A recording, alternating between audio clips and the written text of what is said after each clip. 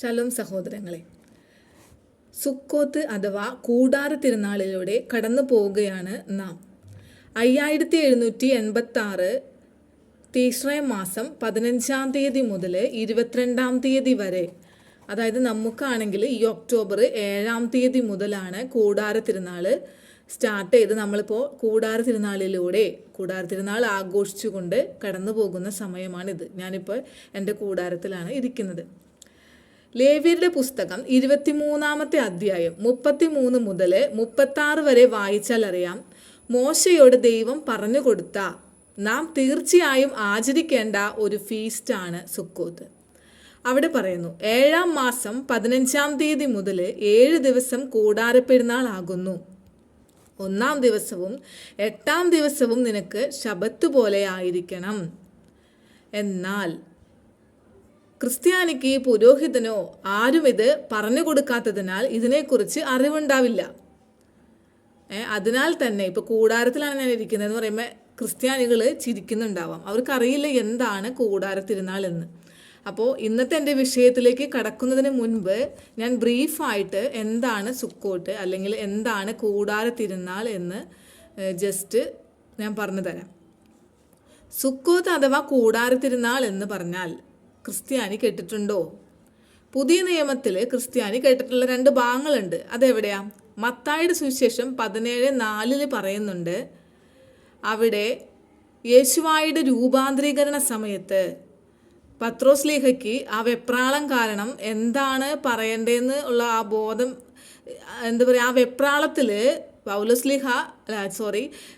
പത്രോസ്ലീഹ ചോദിക്കുന്നുണ്ട്. മോശയും ഏലിയാവും യേശുവായോട് സംസാരിക്കുന്ന കണ്ടിട്ട് പത്രോസ്ലീഹ പറയുന്നത്, കർത്താവേ, നാം ഇവിടെ ഇരിക്കുന്നത് നല്ലതാണ്. അങ്ങയ്ക്ക് സമ്മതമാണെങ്കിൽ ഞാൻ ഇവിടെ 3 കൂടാരം ഉണ്ടാക്കാം. ഒന്ന് അങ്ങയ്ക്ക്, ഒന്ന് മോശയ്ക്ക്, ഒന്ന് ഏലിയാവിനെന്ന്. അപ്പോൾ അവിടെ കൂടാരം എന്നുള്ള ഒരു വാക്ക് ക്രിസ്ത്യാനികൾ കേട്ടിട്ടുണ്ടാവും.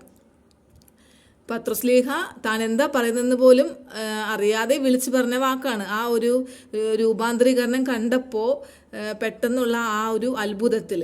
അപ്പോൾ അവിടെയാണ് ക്രിസ്ത്യാനി ഒരു കൂടാരത്തെക്കുറിച്ച് കേട്ടിട്ടുണ്ടാവുക. കൂടാരം എന്ന് പറഞ്ഞാൽ ഒരു ടെൻറ്റ് പോലെയൊക്കെയാണ് അല്ലേ. അതായത് സമാഗമ കൂടാരം നമ്മൾ പഴയ നിയമത്തിൽ കേട്ടിട്ടുണ്ടല്ലേ. അപ്പോൾ ദൈവവുമായിട്ട് സംസാരിക്കാനുള്ള ഒരു സാഹചര്യം. കൂടാതെ നമുക്ക് യോഹന്നാൻ്റെ സുവിശേഷം 7:2 മുതൽ വായിച്ചാൽ അറിയാം, യേശുവായുടെ സഹോദരങ്ങൾ യേശുവായോട് ചോദിക്കുന്നുണ്ട്, നീ കൂടാര തിരുനാളിന് പോകുന്നില്ലേ എന്ന്. അപ്പോൾ യേശുവായെ കൊല്ലാനായിട്ട് യഹൂദർ അന്വേഷിക്കുന്ന സമയമായതിനാൽ യേശുവ അവരോട് പറഞ്ഞു, ഞാനിപ്പോൾ പോകുന്നില്ല, നിങ്ങൾ പോയിക്കൊള്ളുക എന്ന്. എന്നിട്ട് യോഹന്നാൻ 7:10 പറയുന്നു, യേശുവായുടെ സഹോദരങ്ങൾ പോയതിന് ശേഷം രഹസ്യമായി യേശുവ കൂടാര തിരുനാളിന് പോയി എന്ന് മാത്രമല്ല, ദേവാലയത്തിൽ ചെന്ന് അവിടെ കൂടാര തിരുനാളിന് ദേവാലയത്തിൽ പഠിപ്പിക്കുന്നതും കൂടി നമുക്ക് അവിടെ കാണാൻ സാധിക്കും. അപ്പം ഈ പുതിയ നിയമങ്ങളിലൊക്കെ കൂടാര തിരുനാളിനെ കുറിച്ച് ക്രിസ്ത്യാനി കേട്ടിട്ടുണ്ടാകും എന്നല്ലാതെ കൂടാര തിരുനാൾ എന്താണ്, സുക്കോത്ത് എന്താണ് എന്നൊന്നും ക്രിസ്ത്യാനിക്ക് അറിയില്ല. ഇനി അവിടെ കൂടാര തിരുനാൾ എന്ന് കണ്ടപ്പോൾ എന്താണ് അത്, കൂടാര തിരുനാൾ എന്താണെന്ന് ഒരിക്കലും അന്വേഷിച്ചിട്ടുണ്ടാവില്ല. അന്വേഷിക്കുന്ന ഒരു ക്രിസ്ത്യാനിയാണെങ്കിൽ ഞങ്ങളുടെ വഴിക്ക് വന്നേനെ. കാരണം ഞങ്ങളും അന്വേഷിച്ചിട്ടാണ് ഇതുപോലെ നേർത്തിരിഞ്ഞ് നടക്കാൻ തുടങ്ങിയത്. അപ്പോൾ അതിനെപ്പറ്റി അന്വേഷിച്ചിട്ടും ഉണ്ടാവില്ല. അപ്പോൾ അതെന്താണെന്ന് വെച്ചാൽ, എന്താണ് കൂടാര തിരുനാൾ, എന്തിൻ്റെ ഓർമ്മയാണെന്ന് വെച്ചാൽ, ഈജിപ്തിൽ നിന്ന് ഇസ്രായേൽ മക്കളെ മോചിപ്പിച്ച് കൊണ്ടുവന്നപ്പോൾ സീനായ് മരുഭൂമിയിൽ 40 വർഷം വീടില്ലാത്ത അവർ കൂടാരങ്ങളിലായിരുന്നു ദൈവത്തിൻ്റെ കാരുണ്യത്തെ കണ്ടെത്തിയത്. കൂടാരങ്ങളിലായിരുന്നു താമസിച്ചിരുന്നത്. അപ്പോൾ അതിൻ്റെ ഓർമ്മ ആചരിക്കാനായിട്ട് ദൈവം പറഞ്ഞു. ഇത് കൂടാര തിരുനാളിനെ കുറിച്ച് പഴയ നിയമത്തിൽ ലേവ്യരുടെ പുസ്തകം 23-ാമത്തെ അധ്യായത്തിലാണ് നിഴൽ പോലെ കിടക്കുന്നത്. അതായത് ഞാൻ എപ്പോഴും പറയാറുണ്ട്, വചനം എന്നത് നിഴലും പൊരുളുമാണ് എന്നല്ലേ. അപ്പോൾ ലേവ്യരുടെ അധ്യായത്തിൽ 23-ാം അധ്യായത്തിലാണ് ഇത് നിഴൽ പോലെ കിടക്കുന്നത് എങ്കിൽ പൊരുൾ കിടക്കുന്നത് വെളിപാട് 21:3 അവിടെ പറയാണ്, പുതിയ ആകാശവും ഭൂമിയും വരുമ്പോൾ ദൈവസന്നിധിയിൽ നിന്ന് ഇറങ്ങുന്ന പുതിയ യെരുശലേം. അപ്പോൾ സിംഹാസനത്തിൽ നിന്ന് ഒരു മഹാശബ്ദം പറഞ്ഞു, ഇതാ മനുഷ്യരോടുകൂടെ ദൈവത്തിൻ്റെ കൂടാരം. ദൈവം അവരോടൊത്ത് വസിക്കുകയും അവരുടെ മാത്രം ദൈവമായി അവരോടൊത്ത് വസിക്കുകയും ചെയ്യും. പിന്നെ പറയുന്നുണ്ട്, അവർ ദൈവത്തിൻ്റെ ജനമായിരിക്കും, ഇനി അവർ കരയുകയില്ല. അപ്പം ഇത് ഉദ്ദേശിക്കുന്ന നിത്യരാജ്യത്തെ കുറിച്ചാണ് വെളിപാടിൽ പറയുന്നത്. അപ്പോൾ ഇതിൻ്റെ അർത്ഥം, ഇന്ന് യഹൂദന്മാര് ആചരിക്കുന്ന ദൈവം പറഞ്ഞിട്ടുള്ള ഫീസ്റ്റുകൾ, അതായത് കൂടാരത്തിരുന്നാൾ ആചരിക്കുന്ന നമ്മൾ നിത്യരാജ്യത്തിലും ദൈവത്തിൻ്റെ മക്കളായിരിക്കുമെന്നാണ്. മനസ്സിലായോ? അതായത് സുക്കോത്ത് യഹൂദന്മാർക്കുള്ളതാണ് എന്ന് പറഞ്ഞ് മാറ്റി വെച്ചിരിക്കുന്ന ക്രിസ്ത്യാനികളോടാണ് ഞാൻ ഈ പറയുന്നത്.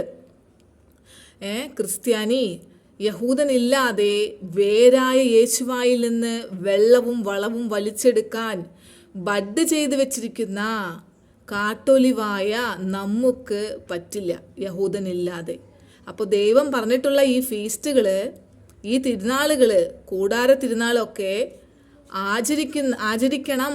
നമ്മളും യഹൂദരോടൊപ്പം ആചരിക്കണം. എങ്കിലേ നിത്യരാജ്യത്ത് നമുക്ക് ദൈവത്തിൻ്റെ മക്കളായിരിക്കാൻ സാധിക്കുള്ളൂ എന്നാണ് ഈ വചനത്തിലൂടെ പറയുന്നത് എന്നാണ് ഞാൻ വ്യക്തമാക്കിയത്.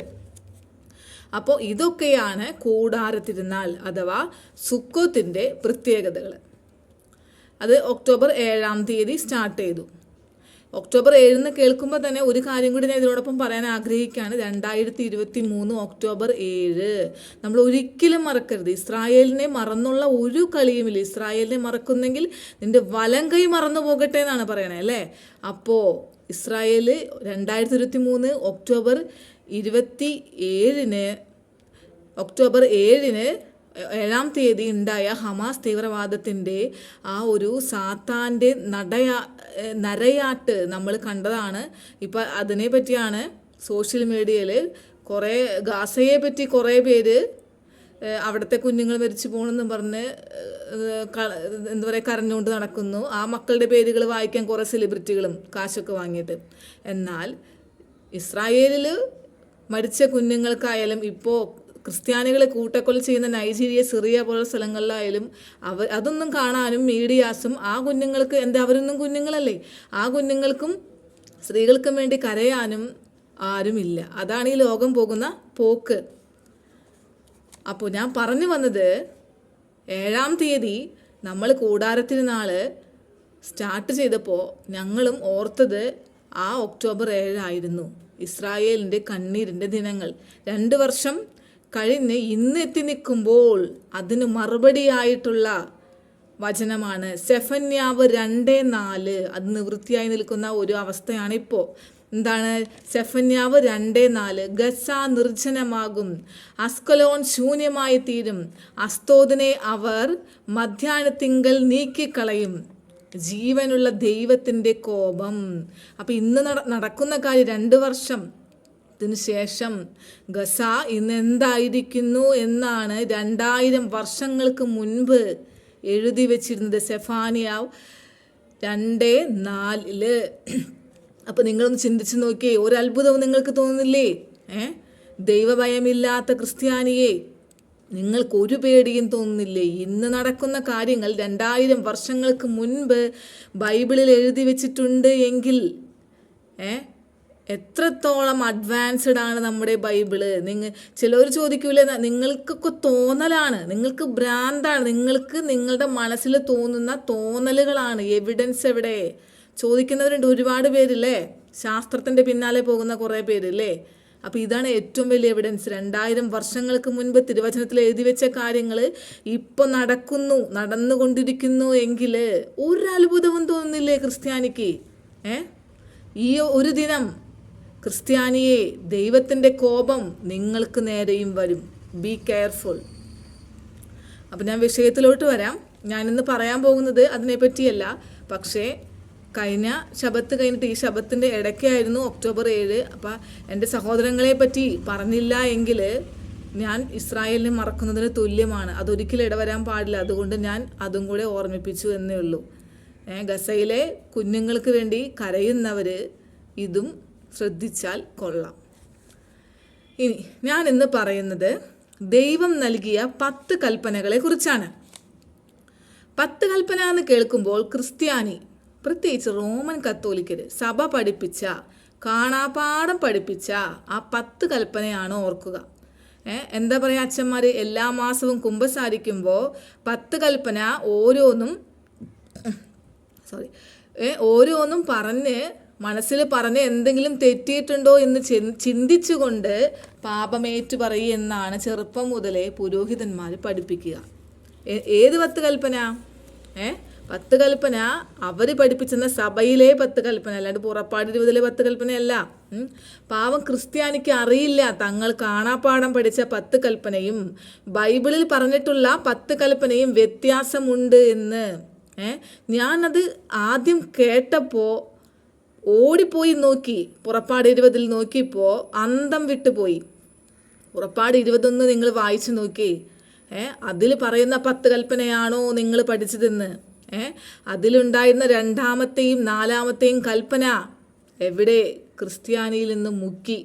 10ാമത്തെ കൽപ്പന എണ്ണം തികയ്ക്കാനായിട്ട് 2 എണ്ണമാക്കി വിഭജിച്ചു കൊടുത്തു സഭ. ദൈവവചനം ഡീറ്റെയിൽ ആയിട്ട് പഠിച്ച പുരോഹിതന്മാർക്ക് പോലും ഇതെന്തുകൊണ്ടാണ് മനസ്സിലാവാത്തതെന്ന് ഞാൻ അത്ഭുതപ്പെട്ടു പോയി. എത്ര വർഷം പഠിച്ചിട്ടാണ് അവർ ആ പദവിയിലേക്ക് വരുന്നത്? ഇത്ര ഡീറ്റെയിൽ ആയിട്ട് പഠിച്ചിട്ടുള്ള അവർ ഇത് കണ്ടിട്ടുണ്ടാവില്ലേ? അപ്പോൾ സംശയം തോന്നിക്കാണില്ലേ? അന്വേഷിക്കാനുള്ള ഒരു ത്വര ഉണ്ടായി കാണില്ലേ? എനിക്ക് മനസ്സിലാവുന്നില്ല. ഇത് കണ്ടപ്പോൾ ഞങ്ങൾക്ക് എന്തായാലും അത്ഭുതം തോന്നി, അന്വേഷിക്കാൻ തോന്നി. ഞങ്ങൾ ജീവനുള്ള ദൈവത്തെ കണ്ടു, തിരിച്ചറിഞ്ഞു. അതായത് 2ാമത്തെ കൽപ്പന ഒരു വിഗ്രഹവും ഉണ്ടാക്കരുത് എന്നാണ് പറയുന്നത്. അവിടെ വ്യക്തമായിട്ട് പറയുന്നുണ്ട്, സ്വർഗത്തിലോ ഭൂമിയിലോ വെള്ളത്തിലോ എന്ന് വേണ്ട യാതൊന്നിൻ്റെയും പ്രതിമ ഉണ്ടാക്കുകയോ അവയ്ക്ക് മുൻപിൽ നമസ്കരിക്കുകയോ സേവിക്കുകയോ അരുത് എന്ന്. ഈ മാസം മാതാവിൻ്റെ വിഗ്രഹം ഉണ്ടാക്കുകയും നമസ്കരിക്കുകയും സേവിക്കുകയും, അതായത് ആ വിഗ്രഹത്തെ അലങ്കരിച്ച് ഉടുപ്പിച്ച് തിരി കത്തിച്ച് ആരാധിച്ച് ചുമലിലേറ്റി വീടുകൾ തോറും വീട്ടിൽ നിന്ന് പള്ളികളിലേക്ക് ഒക്കെ ആനയിക്കുന്ന ഒരു മാസമാണ് ക്രിസ്ത്യാനി, അല്ലേ? അപ്പോൾ വിഗ്രഹാരാധന ദൈവം വെറുക്കുന്ന, ഏറ്റവും കൂടുതൽ വെറുക്കുന്ന ഒന്നാണ്, അറിയോ ക്രിസ്ത്യാനി? പക്ഷേ ഈ 2ാം കൽപ്പന ക്രിസ്ത്യാനിക്ക് അറിയില്ല. 10 കൽപ്പനയും അതിൻ്റെ ശരിയായ അർത്ഥത്തിൽ അറിയില്ല എന്ന് ചുരുക്കം. യേശുവ ശിഷ്യന്മാരെ 10 കൽപ്പനയും അച്ചട്ടായി പഠിപ്പിച്ചു, അതിൻ്റെ പ്രാധാന്യം ഒട്ടും കുറയ്ക്കാതെ. എന്തിന്? തൻ്റെ ആടുകളെ കണ്ടെത്താൻ, ശബ്ദം കേട്ട് തിരിച്ചു വരുവാനുള്ള ആടുകളെ കണ്ടെത്താൻ ശിഷ്യന്മാരെ ലോകമെങ്ങും കർത്താവ് അയച്ചു. ശിഷ്യന്മാർ വിത്ത് വിതച്ചപ്പോൾ അതേസമയം തന്നെ സാത്താൻ കളകളും വിതച്ചു. വചനത്തിൽ തന്നെ നമുക്ക് കളകളെ കാണാം. അതിനെപ്പറ്റിയാണ് ഞാൻ പറഞ്ഞു വരുന്നത്. അതായത് ഒന്നിച്ചു വളർന്നു കതിരും കളകളും. അപ്പോൾ കർത്താവ് പറഞ്ഞു ഒന്നിച്ചു വളരട്ടെ, കൊയ്ത്തിൻ്റെ സമയമാകുമ്പോൾ ആദ്യമേ കള പറിച്ച് തീയിലിടാം, അപ്പോൾ കതിരുകളൊന്നും നഷ്ടപ്പെടാതെ നമുക്ക് ശേഖരിക്കാം. അതിനാൽ സാത്താൻ എന്ത് ചെയ്തു? 10 കൽപ്പനയിൽ തന്നെ സാത്താൻ കള വിതച്ചു. വചനത്തെ തോൽപ്പിക്കാൻ വചനം കൊണ്ടുവന്ന് തെറ്റിദ്ധരിപ്പിച്ചു. 1ാം കൽപ്പന പോലും ക്രിസ്ത്യാനിക്ക് സാത്താൻ തെറ്റിച്ച് പഠിപ്പിച്ചു കൊടുത്തു. 10 കൽപ്പനയും അതിൻ്റെ പ്രാധാന്യം അനുസരിച്ചാണ് ദൈവം 1, 2 എന്ന് നമ്പർ ഇട്ട് കൊടുത്തേക്കുന്നത്. പക്ഷേ എന്താണ് 1ാമത്തെ കൽപ്പന? ഞാൻ ഏക കർത്താവ് എന്ന് പഠിപ്പിച്ചപ്പോൾ സാത്താൻ എന്ത് പറഞ്ഞു? അല്ല, ത്രിയേക കർത്താവാണ്, പിതാവ് പുത്രൻ പരിശുദ്ധാത്മാവ് എന്നിങ്ങനെ ത്രിയേക ദൈവമാണ്, ക്രിസ്ത്യാനി നിന്റെ ഏകദൈവമല്ല എന്ന് സാത്താൻ പഠിപ്പിച്ചു. അതോടൊപ്പം തന്നെ സാത്താൻ എന്ത് ചെയ്തു? ഏകദൈവം എന്ന് അവൻ ഇസ്ലാം മതത്തിൽ 5 നേരം വിളിച്ചു പറഞ്ഞുകൊണ്ടിരിക്കുകയാണ്, ലാ ഇലാഹ ഇല്ലല്ലാ തല്ലാ എന്നൊക്കെ പറഞ്ഞിട്ട് 5 നേരം അവനാണ് ഏകദൈവം എന്ന് പറഞ്ഞിട്ട്. അത് അവൻ്റെ മതത്തിൽ അവൻ ചെയ്യുന്നു. പക്ഷേ ക്രിസ്ത്യാനിയുടെ മതത്തിൽ അവൻ പറഞ്ഞു, ദൈവം പഠിപ്പിച്ചു ഏക കർത്താവ്. അപ്പോൾ സാത്താൻ പറഞ്ഞ എല്ലാ കർത്താവ് ഏകനല്ല, ത്രിയേകനാണ് എന്ന്. ഇപ്പം 2 കൽപ്പന കഴിഞ്ഞല്ലേ? 3ാമത്തെ കൽപ്പന, എൻ്റെ നാമം വൃദ്ധ എടുക്കരുതെന്ന് പഠിപ്പിച്ചപ്പോൾ സാത്താൻ ആ യഥാർത്ഥ നാമം പോലും മറച്ചു വെച്ച് പല പേര് വെച്ച് ദൈവത്തെ വിളിക്കാൻ ക്രിസ്ത്യാനിയെ പഠിപ്പിച്ചു. യേശു, യേശു, ഉണ്ണിയേശു, യേശു ക്രിസ്തു എന്ന് വേണ്ട, പല പല പേരുകളിൽ. എന്നിട്ട് അവൻ എന്ത് ചെയ്തു? അവൻ്റെ മതത്തിൽ ദൈവത്തിൻ്റെ നാമത്തിൽ വന്നു.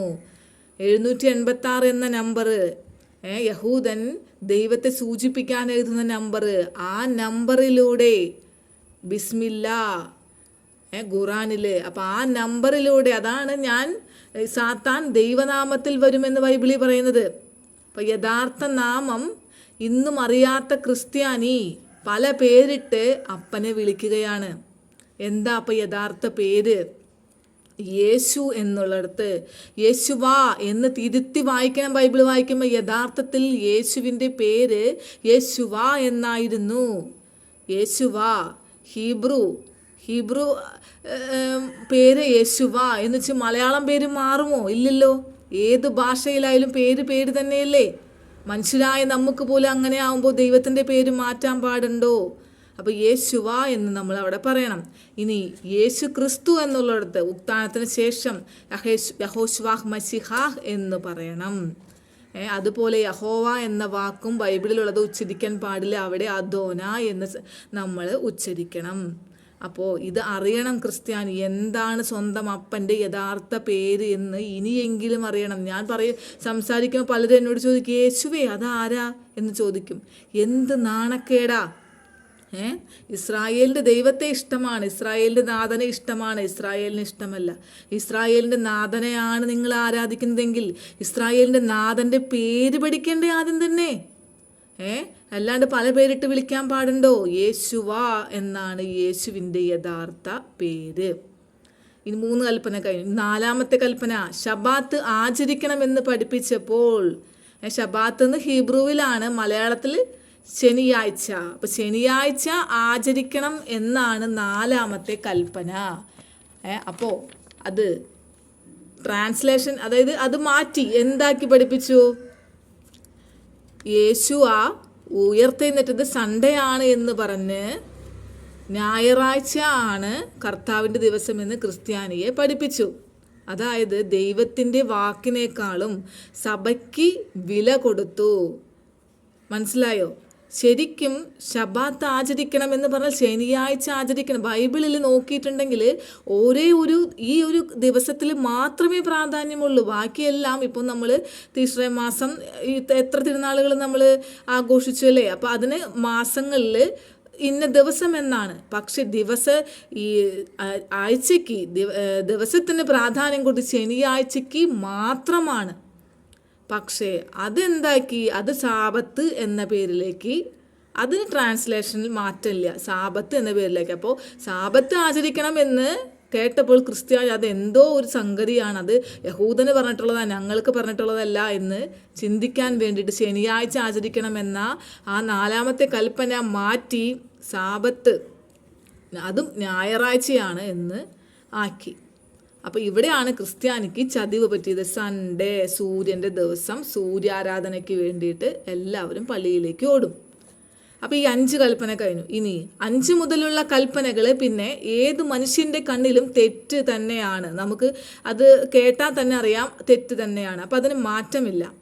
പക്ഷേ 2ാമത്തെ കൽപ്പന മുക്കിയിലോ, അതായത് വിഗ്രഹാരാധനയെ പറ്റി പറയുന്നേ ഇല്ല ക്രിസ്ത്യാനി. അപ്പോൾ അത് മുക്കിയത് കൊണ്ട് ഒരു കൽപ്പനയുടെ കുറവ് വരും. അപ്പോൾ എണ്ണം തികയ്ക്കാനായിട്ട് 10ാമത്തെ കൽപ്പന വിഭജിച്ചു കൊടുത്തു. അതായത് ശരിക്കുമുള്ള 10ാമത്തെ കൽപ്പന ബൈബിളിൽ വായിച്ചാൽ അന്യൻ്റെ ഭാര്യയെയോ അന്യൻ്റെ വസ്തുക്കളെയോ മോഹിക്കരുത് എന്നാണ്.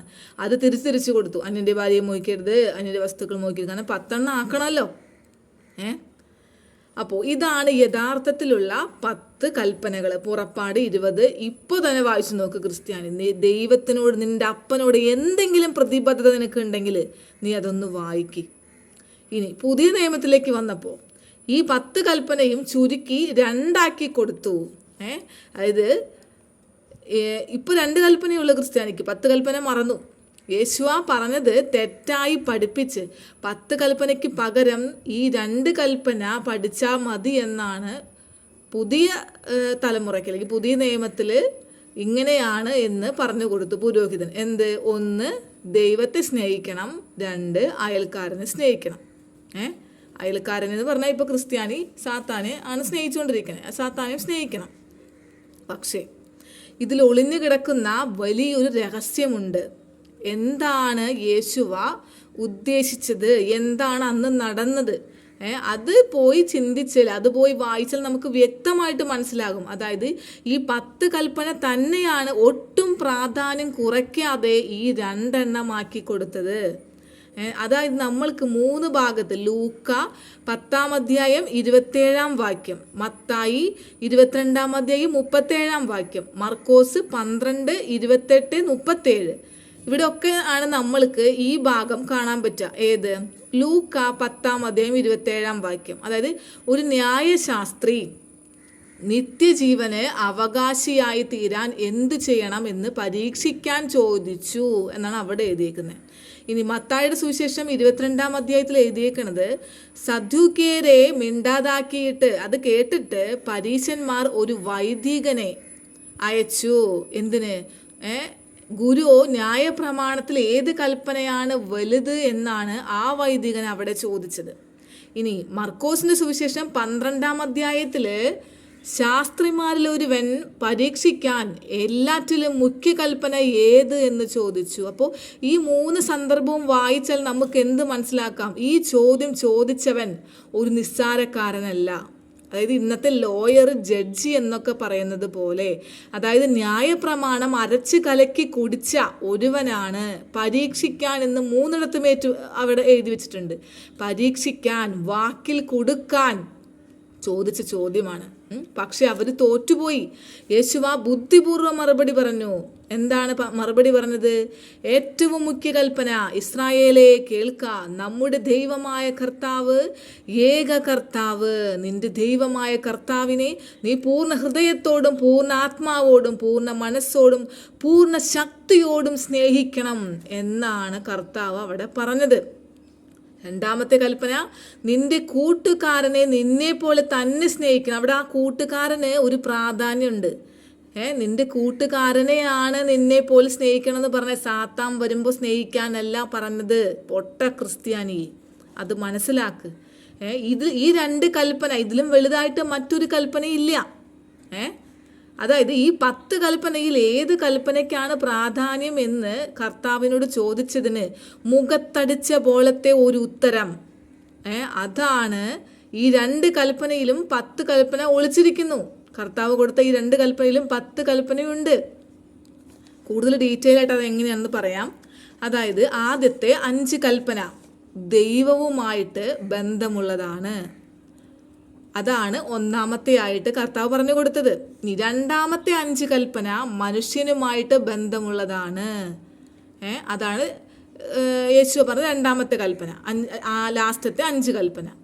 പക്ഷേ അപ്പം നിങ്ങൾ ചിന്തിക്കരുത് ഈ 1-ാമത്തെയും 2-ാമത്തെയും കൽപ്പന തുല്യമാണ് എന്ന്. ഒരിക്കലും തുല്യമല്ല. 1-ാമത്തെ കൽപ്പന, അതായത് ആദ്യത്തെ 5 കൽപ്പന 2-ാമത്തെ 5 കൽപ്പനയേക്കാൾ വലുതാണ്. വ്യക്തമായിട്ടത് പറയുന്നുണ്ട്. അതായത് 1-ാമത്തേത് 2-ാമത്തേതിന് തുല്യമല്ല, 1-ാമത്തേത് വലുതാണ് 2-ാമത്തേതിനേക്കാൾ എന്ന് മനസ്സിലാക്കണം.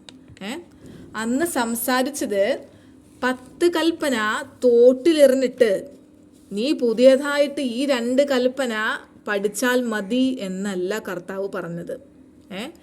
ദൈവത്തെ സ്നേഹിക്കുന്നു എന്ന് പറയുന്നവൻ 1-ാമത്തെ കൽപ്പന അനുസരിക്കണം. അതായത് ഏകദൈവത്തിൽ പൂർണ്ണമായിട്ട് പൂർണ്ണ ഹൃദയത്തോടെ പൂർണ്ണ ശക്തിയോടെ വിശ്വസിക്കണം എങ്കിൽ ആദ്യത്തെ 5 കൽപ്പനയും അനുസരിച്ചേ പറ്റൂ. എന്താണ് ആദ്യത്തെ 5 കൽപ്പന? നിന്റെ ദൈവമായ കർത്താവ് ഞാനാകുന്നു, ഞാനല്ലാതെ മറ്റൊരു ദൈവം ഉണ്ടാകാതെ ദൈവം ഏകനാണ്. 1. 2, നീ യാതൊരു വിഗ്രഹത്തെയും ഉണ്ടാക്കരുത്. 3, കർത്താവിൻ്റെ നാമം വൃഥ പ്രയോഗിക്കരുത്. 4, ശബാത്ത് ആചരിക്കണം. 5, മാതാപിതാക്കളെ ബഹുമാനിക്കണം. അപ്പോൾ ഈ ആദ്യത്തെ 5 കൽപ്പനയും 1-ാമത്തെ കൽപ്പനയായിട്ട് യേശുവ കൊടുക്കുക ചെയ്തത്. എന്ത്? നിന്റെ ദൈവമായ കർത്താവിനെ പൂർണ്ണ ഹൃദയത്തോടും പൂർണ്ണ മനസ്സോടും പൂർണ്ണ ശക്തിയോടും പൂർണ്ണ ആത്മാവോടും കൂടെ നീ സ്നേഹിക്കണം. അപ്പോൾ അങ്ങനെ ദൈവത്തെ സ്നേഹിക്കുന്ന ഒരാൾക്ക് ഏക കർത്താവല്ലേ ഉള്ളൂ. വിഗ്രഹമുണ്ടാക്കുമോ? ഇല്ലല്ലോ. ആ കർത്താവിൻ്റെ നാമം വൃഥ പ്രയോഗിക്കുമോ? ഇല്ലല്ലോ. ശബാത്ത് ആചരിക്കില്ലേ? പിന്നെ മാതാപിതാക്കളെ ബഹുമാനിക്കില്ലേ? അപ്പോൾ ഈ 5 എണ്ണവും പാലിക്കുന്ന ഒരാളാണ് ഒന്നാമത്തെ കൽപ്പന, ദൈവത്തെ സ്നേഹിക്കുന്ന വ്യക്തി പാലിക്കുക. മനസ്സിലായി? അപ്പം 5 ഈ 1 ബ്രീഫായിട്ടുണ്ട്. അതായത് 5 കൽപ്പന, ആദ്യത്തെ 5 കൽപ്പന മനുഷ്യന് ദൈവത്തോടുള്ള കടമയാണ്, മനുഷ്യന് ആത്മീകമായുള്ള കടമയാണ്. ഇനി കർത്താവ് പറഞ്ഞ രണ്ടാമത്തെ കൽപ്പന എന്ത്? 6 മുതലുള്ള ബാക്കി 5 കൽപ്പന എന്ത്? കൊല്ലരുത്, വ്യഭിചാരം ചെയ്യരുത്, 8 മോഷ്ടിക്കരുത്, 9 കള്ളസാക്ഷ്യം പറയരുത്, 10 അന്യൻ്റെ ഭാര്യയെയോ അന്യൻ്റെ വസ്തുക്കളെയോ മോഹിക്കരുത്. അല്ലേ? അപ്പോൾ ഈ അവസാനത്തെ 5 കൽപ്പന ഈ രണ്ടാമത്തെ കൽപ്പനയിലുണ്ട്. എന്ത്? നിന്റെ കൂട്ടുകാരനെ നിന്നെ പോലെ തന്നെ സ്നേഹിക്കണമെന്ന്. നിന്റെ കൂട്ടുകാരനെ നിന്നെ പോലെ തന്നെ സ്നേഹിക്കുന്ന ഒരാൾക്ക് കൊല്ലാൻ പറ്റുമോ? ഇല്ല. വ്യഭിചാരം ചെയ്യാൻ പറ്റുമോ? ഇല്ല. മോഷ്ടിക്കാൻ പറ്റുമോ? ഇല്ല. കള്ളസാക്ഷ്യം പറയാൻ പറ്റുമോ? ഇല്ല. അവൻ്റെ ഭാര്യയെ വസ്തുക്കളെ മോഹിക്കാൻ പറ്റുമോ? ഇല്ല. അപ്പോൾ ഈ 10 കൽപ്പന 2 കൊടുത്തു. രണ്ടാമത്തെ കൽപ്പനയിലുള്ളത് ബാക്കി 5 കൽപ്പന. മനുഷ്യനോടുള്ള കടമ, മനുഷ്യന് ജഡത്തിനോടുള്ള കടമ. ആദ്യത്തെ 5 കൽപ്പന മനുഷ്യന് ആത്മാവിനോടുള്ള കടമയാണ് എങ്കിൽ, അത് കഴിഞ്ഞിട്ട് രണ്ടാമത്തെ കൽപ്പനയിലുള്ള ആ ലാസ്റ്റത്തെ 5 കൽപ്പന മനുഷ്യന് ജഡത്തിനോടുള്ള കടമ. അപ്പം ഇങ്ങനെയാണ് യേശുവ ബുദ്ധിപൂർവം മറുപടി കൊടുത്തത്. മനസ്സിലായോ? അല്ലാതെ ആ 10 കൽപ്പന മാറ്റി 2 കുറച്ചു കൊടുത്തതല്ല, കൂടുതൽ ഇമ്പോർട്ടൻ്റ് ആക്കി കൊടുക്കുക ചെയ്തത്, അതിനെ കട്ടി കൂട്ടി കൊടുക്കുക ചെയ്തത്, അല്ലാതെ കട്ടി കുറച്ച് കൊടുക്കുകയല്ല ചെയ്തത്. ഒന്നാമത്തേത് വെരി ഇമ്പോർട്ടൻ്റ് ആണ്. കോൺഷ്യസ് മൈൻഡിലും സബ് കോൺഷ്യസ് മൈൻഡിലും അൺകോൺഷ്യസ് മൈൻഡിലും അതേപടി അനുസരിക്കേണ്ടതാണ് ഈ ആദ്യത്തെ 5 കൽപ്പനയായ ഒന്നാമത്തെ കൽപ്പന. രണ്ടാമത്തേത് ലാസ്റ്റത്തെ 5 കൽപ്പന സബ് കോൺഷ്യസ് മൈൻഡിൽ നിങ്ങൾക്ക് പറ്റിയേക്കാവുന്ന തെറ്റാണ്. പക്ഷേ ചില തെറ്റുകൾ ദൈവസന്നിധിയിൽ തെറ്റല്ലാതായിട്ട് നമുക്ക് ബൈബിളിൽ കാണാൻ സാധിക്കും. അതായത് ഇപ്പോൾ കൊല്ലരുത്, മനുഷ്യരുടെ കണ്ണിൽ അപ്പോൾ കൊല്ലരുത് അല്ലേ? 6ാമത്തെ കൽപ്പനയാണ് കൊല്ലരുത്. അപ്പോൾ മനുഷ്യരുടെ കണ്ണിൽ തെറ്റാണ്. പക്ഷെ കർത്താവ് നോക്കുമ്പോൾ സാഹചര്യം കൂടി കണക്കിലെടുക്കും. ഒരു സാത്താൻ വരുമ്പോൾ, ഒരു സാത്താൻ കയറിയ ഒരു മനുഷ്യൻ വന്ന് സ്വന്തം മകളെ ബലാത്സംഗം ചെയ്ത് കൊല്ലാണ്. അത് കണ്ടു നിന്ന ആ അപ്പൻ അയാളെ കൊല്ലുകയാണ്. അപ്പോൾ കർത്താവിൻ്റെ മുമ്പിൽ അത് തെറ്റാണോ?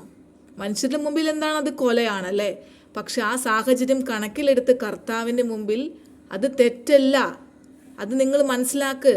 സ്വന്തം പിഞ്ചു കുഞ്ഞിനെ വേറൊരു ക്രൂരമായി കൊല്ലുന്നത് കാണുമ്പോൾ ആ പിതാവ് അവനെ തലക്കടിച്ച് കൊല്ലാണ്. പക്ഷേ അത് കർത്താവിൻ്റെ മുമ്പിൽ തെറ്റല്ല. അതുപോലെ വ്യഭിചാരം അത് എന്താ പറയുക, ചില വ്യഭിചാരികളാവണമെന്നില്ല. എന്തുകൊണ്ടാണ് കർത്താവ് ഇങ്ങനെ പറയാം? നിങ്ങൾക്ക് മുൻപേ വ്യഭിചാരികളും കള്ളന്മാരും സ്വർഗത്തിൽ പോകുമെന്ന് പറയാൻ കാരണം എന്താ? മനുഷ്യരുടെ കണ്ണിൽ വ്യഭിചാരം ചെയ്തവരായിരിക്കാം, പക്ഷെ അത് ദൈവത്തിന് മുമ്പിൽ അവർ തെറ്റ് ചെയ്തിട്ടുണ്ടാവില്ല. മനസ്സിലായി? അതായത് എത്രയോ പേരെ മനുഷ്യർ വ്യഭിചാരികൾ എന്ന് മുദ്ര കുത്തുന്നു, അവർ തെറ്റ് ചെയ്യാതെ. പക്ഷെ ഹൃദയങ്ങളെ അറിയുന്ന കർത്താവിനറിയാം അവർ തെറ്റ് ചെയ്തിട്ടില്ല എന്ന്. അതുകൊണ്ടാണ് അങ്ങനെ കർത്താവ് പറഞ്ഞത്, നിങ്ങളെക്കാൾ മുമ്പേ അവർ സ്വർഗരാജ്യത്തിൽ കിടക്കുമെന്ന്. ഇനി മോഷ്ടിക്കരുത്, പുതപ്പ് കൂടി മോഷ്ടിക്കുന്നവന് കൊടുക്കണമല്ലേ? അപ്പോൾ അതെന്താ അതിൽ ഉദ്ദേശിച്ചത്? അതായത് ഒരുത്തൻ നിന്റെ മേലങ്കി കക്കാൻ ആഗ്രഹിക്കുന്നു എങ്കിൽ അവന് പുതപ്പ് കൂടി കൊടുക്കുന്നു പറഞ്ഞാൽ അവൻ അത്രയും ഇല്ലാതായിട്ടായിരിക്കണം നിന്നത് എടുക്കുന്നത്. മനസ്സിലായോ? അപ്പോൾ ആ സാഹചര്യം വെച്ച് നോക്കുമ്പോഴും ആ മോഷ്ടിക്കുന്നത് ദൈവത്തിൻ്റെ മുമ്പിൽ തെറ്റായിട്ട് വരില്ല. മധു എന്ന് പറഞ്ഞ ആ പാവം ഫുഡ് കട്ടില്ലേ, എല്ലാവരും കൂടെ കൊന്നില്ലേ? അപ്പം ആ ഫുഡ് കട്ടത് കർത്താവിൻ്റെ മുമ്പിൽ തെറ്റായിട്ട് വരില്ല. അവൻ അത്ര വിശന്നിട്ടാണ്. പക്ഷെ മനുഷ്യർ നോക്കുമ്പോൾ എന്താണ്? അവൻ മോഷ്ടിച്ചു. പിന്നെ കള്ളസാക്ഷ്യം. ഇപ്പോൾ മനഃപൂർവ്വമല്ലാത്ത ഒരു കൊലപാതകം കാണുന്ന ഒരു വ്യക്തി, ഇപ്പോൾ ഞാൻ നേരത്തെ പറഞ്ഞല്ലോ, ഒരു സ്വന്തം കുഞ്ഞിനെ ബലാത്സംഗം ചെയ്ത് കൊല്ലുന്ന കണ്ട പിതാവ് തലക്കടിച്ച് ആ വ്യക്തിനെ കൊന്നു. അത് കാണുന്ന വേറൊരാൾ, മനഃപൂർവ്വമല്ലാത്ത കൊലപാതകം കണ്ടു, വേറൊരാൾ കള്ളസാക്ഷ്യം പറയാണ് ഞാനത് കണ്ടിട്ടില്ല എന്ന്. അപ്പോൾ അത് കർത്താവിൻ്റെ മുമ്പിൽ തെറ്റല്ല. ആ കള്ളസാക്ഷ്യം തെറ്റായിട്ട് വരില്ല. കാരണം കർത്താവ് സാഹചര്യം കൂടെ നോക്കും. ഞാൻ പറഞ്ഞു വന്നത് മനുഷ്യരെ പോലെയല്ല ദൈവത്തിൻ്റെ ചിന്തകൾ. നമ്മുടെ ഹൃദയം പരിശോധിക്കുന്നവനാണ് ദൈവം. അപ്പോൾ ഈ 1, 2 എന്നുള്ള ഈ കൽപ്പനകൾ ഒന്നാമത്തെ തട്ട് എപ്പോഴും പൊങ്ങി തന്നെ നിൽക്കും. അതായത് 1, 2-നേക്കാൾ വലുതാണ്. വാല്യൂവിന് വ്യത്യാസമുണ്ട്. നമ്മുടെ മനസ്സിൽ ഒരിക്കലും തെറ്റിക്കാൻ പാടില്ല. രണ്ടും ഒന്നല്ല. കർത്താവ് പറഞ്ഞ തുല്യമല്ല. ദൈവത്തെ സ്നേഹിക്കുന്നതും അതുപോലെ അയൽക്കാരെ സ്നേഹിക്കുന്നതും ഒരിക്കലും തുല്യമല്ല. രണ്ടും ഒന്നല്ല. ഒന്നാമത്തേത് 2-നേക്കാൾ വാല്യൂ കൂടുതലാണ്. അപ്പോൾ നിത്യരാജ്യത്തിൽ പോകാൻ ആഗ്രഹിക്കുന്നുണ്ട് എങ്കിൽ ദൈവത്തോടുള്ള സ്നേഹം മുറുകെ പിടിക്കണം ക്രിസ്ത്യാനിക്ക്, അല്ലേ? അപ്പോൾ ദൈവത്തെ പ്രതി മനുഷ്യനെ തള്ളും. അതിന് ഉദാഹരണമാണ് ഇസ്രായേൽ. അതായത് ദൈവമാണ് അവർക്ക് വലുത്. ഇസ്രായേൽ മക്കളെ നമ്മൾ നോക്കിക്കഴിഞ്ഞാൽ ഇപ്പോഴും കാണാല്ലേ, ദൈവമാണ് അവർക്ക് വലുത്. മനുഷ്യർ എന്ത് വേണമെങ്കിലും പറഞ്ഞോട്ടെ, അവർക്കത് പ്രശ്നമേ അല്ല. ഭൂലോകത്തിൻ്റെ ഭൂപടത്തിൽ ഒരു പൊട്ടിൻ്റെ അത്രയുള്ള ഈ ചെറു രാജ്യം, എല്ലാവരും ഭയന്ന് നിൽക്കുന്ന ഈ ഹമാസിനും തീവ്രവാദികൾക്കും എതിരായിട്ട് പടപൊരുതി നിൽക്കണമെങ്കിൽ അവർ മനുഷ്യരുടെ മാനമല്ല നോക്കുന്നത്, ദൈവത്തെയാണ് അവർ നോക്കുന്നത്. പക്ഷെ ഇന്ന് ക്രിസ്ത്യാനി മനുഷ്യനെ പ്രതി ദൈവത്തെ തള്ളിക്കളയുന്ന ഒരവസ്ഥയാണ് നമ്മൾ കാണുന്നത്. ദൈവത്തെ പ്രതി മനുഷ്യനെ തള്ളിക്കളയുന്ന ഉദാഹരണം ഇസ്രായേലാണ് എങ്കിൽ മനുഷ്യനെ പ്രതി ദൈവത്തെ തള്ളിക്കളയുന്ന ഉദാഹരണം ഇന്നത്തെ ക്രിസ്ത്യാനിയാണ്. അതായത് ക്രിസ്ത്യാനിക്ക് മനുഷ്യൻ്റെ മാനമാണ് വലുത്, സഭയാണ് വലുത്.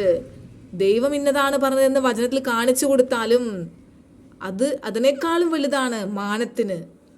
സഭ ഇത്രയും വർഷങ്ങളായി പൂർവികരൊക്കെ അനുഷ്ഠിച്ചു പോകുന്ന കാര്യങ്ങൾ നിനക്ക് എങ്ങനെ മനസ്സിലായി തെറ്റാന്ന്? അല്ലെങ്കിൽ ഇത്രയും കൊമ്പ് കേട്ട അച്ഛന്മാരും പുരോഹിതന്മാരും വലിയ വലിയ ധ്യാന ഗുരുക്കൾക്ക് ഒന്നും മനസ്സിലാകാത്ത നിനക്ക് മനസ്സിലാകുമോ? അപ്പോൾ നീയാണ് തെറ്റ്.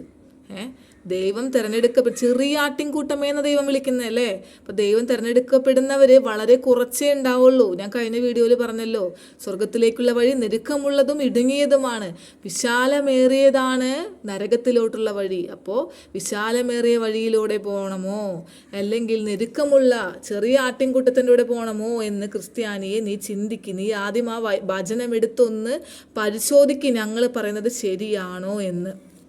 ഇതാണ് 10 കൽപ്പനയുടെ ശരിയായ അർത്ഥം, 10 കൽപ്പനയുടെ പ്രാധാന്യം. ഇനി ഹോസിയ 4:6, പരിജ്ഞാനമില്ലായ്കയാൽ എൻ്റെ ജനം നശിച്ചു പോകുന്നു. പരിജ്ഞാനം ത്യജിക്കൊണ്ട് നീ എനിക്ക് പുരോഹിതനായിരിക്കാത്ത വണ്ണം ഞാൻ നിന്നെയും ത്യജിക്കും. നീ നിന്റെ ദൈവത്തിൻ്റെ ന്യായപ്രമാണം മറന്നു കളഞ്ഞതുകൊണ്ട് ഞാനും നിന്റെ മക്കളെ മറക്കും. ക്രിസ്ത്യാനിയോട് ദൈവം പറയുന്നതാണ്. അപ്പോൾ ഈ പരിജ്ഞാനം വേണമെങ്കിൽ, ദൈവപരിജ്ഞാനം വേണമെങ്കിൽ അധ്വാനിക്കണം. ശരീരത്തിന് വേണ്ടിയുള്ള അധ്വാനത്തിൻ്റെ കാര്യമല്ല ഞാൻ പറയുന്നത്, ആത്മാവിന് വേണ്ടി അധ്വാനിക്കണം. ശരീരം എന്നത് 70 80, ഇന്നിപ്പോൾ 60 തന്നെ അവസാനിക്കുകയാണ്. പക്ഷേ അതിലവസാനിക്കും മനുഷ്യൻ്റെ ആയുസ്. ആത്മാവിൻ്റെ ആയുസ് നിത്യതയോളം നീണ്ടു നിൽക്കുന്നതാണ്. ശരീരത്തിന് വിശന്നാൽ നിങ്ങൾ ഫുഡ് കൊടുക്കില്ലേ? 24 മണിക്കൂറും നിങ്ങൾ ഓടുന്നത് ഈ ശരീരത്തിന് വേണ്ടിയിട്ടല്ലേ? എന്നാൽ ആത്മീക മനുഷ്യന് ഉറങ്ങാനുള്ള കിടപ്പാടം മാത്രമാണ് ശരീരം എന്ന് ക്രിസ്ത്യാനിയെ നീ അറിയുക. അതിനാൽ ആധ്യാത്മിക മനുഷ്യനെ ദൈവവുമായിട്ട് ബന്ധപ്പെടുത്തണം, ആത്മാവിനെ തൃപ്തിപ്പെടുത്തണം. അതിനുവേണ്ടി നമ്മൾ എല്ലാ ദിവസവും ദൈവവുമായിട്ട് സംസാരിക്കണം, പ്രാർത്ഥിക്കണം. എന്നാൽ ഈ പരിജ്ഞാനമൊക്കെ കിട്ടുള്ളൂ. ഇത് വായിക്കുമ്പോൾ ദൈവത്തിൻ്റെ ആ ആത്മാവും നമുക്ക് വെളിച്ചം കടത്തിത്തരും. ഇത് അപ്പോഴേ കത്തുള്ളൂ. പക്ഷെ ഞാൻ എത്ര പറഞ്ഞാലും കത്തുന്നില്ല എന്നുള്ള കാര്യമാണ് വേറെ കാര്യം. പക്ഷെ ആർക്കെങ്കിലും എന്തെങ്കിലും ഒരു സ്പാർക്ക് തോന്നി ഞങ്ങളെ പോലെ തിരിച്ചു വരണമെങ്കിൽ വരട്ടെ. അവസാനമായല്ലോ. അവസാനം മുമ്പന്മാർ ബിംബന്മാരും ബിംബന്മാർ മുമ്പന്മാരാകുമെന്ന് പറഞ്ഞിട്ടുണ്ടല്ലോ. അപ്പോൾ ലാസ്റ്റ് വന്നവർ മുമ്പന്മാരാകാനും മതി. അപ്പോൾ അതിനു വേണ്ടിയിട്ടാണ് ഞാനിത് നിങ്ങളോട് പറയുന്നത്. ഇന്ന് ഞാൻ നിങ്ങളെ പഠിപ്പിക്കുന്ന ഹീബ്രു വേർഡ് ടെഫില്ല, TEFILLAH, പ്രയർ എന്നാണ് അർത്ഥം, പ്രാർത്ഥന. അപ്പോൾ ഇത്രയും നേരം എന്നെ നിങ്ങൾ കേട്ടിരുന്നതിന് തോദാ റബ്ബ, തോദാ അബ്ജി.